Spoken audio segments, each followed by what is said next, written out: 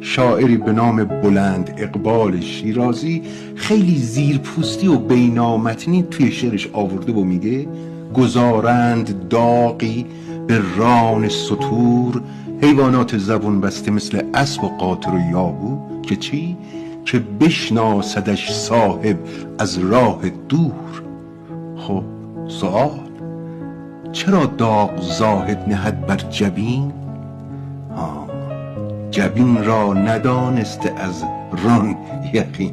فرق اون از پیشونی رو نمیفهمه.